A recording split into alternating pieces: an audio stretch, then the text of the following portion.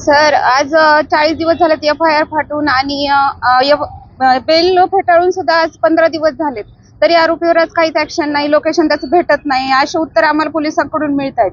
आणि आज मी याच्यासाठी आमरण उपोषणाला बसले की जोपर्यंत आरोपी अटक होत नाही तोपर्यंत आम्ही उपोषण सोडणार नाही.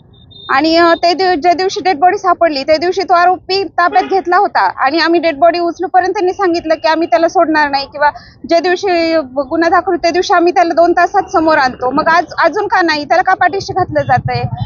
GST डिपार्टमेंट कडून पण त्याला पाठीशी घातलं जातंय. आता काय मागणी कुटुंबाची आणि कधीपर्यंत तुमचं उपोषण चालणार आहे? आता पोलीस प्रशासन काय म्हणतं नेमकं? आमची मागणी काहीच नाही, आमच्यासमोर तात्काळ आरोपीला अटक झाली पाहिजे आणि जोपर्यंत आरोपी अटक होत नाही तोपर्यंत आम्ही इथून उठणार नाही. पोलीस प्रशासन काय म्हणतं तुम्हाला? पोलीस प्रशासन आम्हाला इथून उठायला सांगते, आमचे प्रोसेस चालू आहे, ह्या त्या गोष्टीत अशी उत्तर मिळतात आम्हाला आणि म्हणजे त्यांना आम्हाला इथून उठून लावायचंय. तपासासंदर्भात सकारात्मक तुम्हाला माहिती मिळते का? काय आतापर्यंत झालंय, काय नाही झालंय? हो सर, म्हणजे पूर्ण माहिती भेटलेली नाही, प्रोसेस चालू आहे, तपास चालू आहे, अशाच गोष्टीचे उत्तर आम्हाला भेटत आहेत. सर आता GSTचं बीडचं मेन ऑफिस चाललेलं आहे, तर त्या गांगुर्डे सर म्हणजे तिथं पण त्यांनी म्हणजे शनिवारी हा इन्सिडेंट झाला, तिथून पुढे सोमवारी मंगळवारी त्याचं मेडिकल दिलेलं आहे त्यांनी. तर कोणत्या बेसवर त्याला मेडिकल दिलं?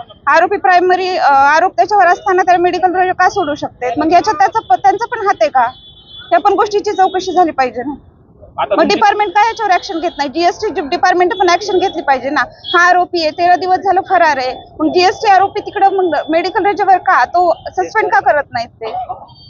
आता तुमची भूमिका काय असणार आहे आणि हे कधीपर्यंत आमरण उपोषण चालणार?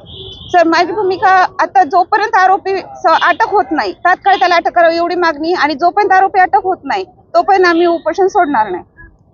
सर आरोपीला तर पाठीशी घातलंच जात आहे आणि मला माझ्या लाडक्या भावाला CM सरांना एवढीच मागणी की त्यांनी लाडक्या बहिणीची मदत करावी आणि याच्यावर कठोर. आणि आज सभागृह संपण्याच्या आत या विषयावर का बोललं जात नाही? सचिन जाधव प्रकरणात का बोललं जात नाही?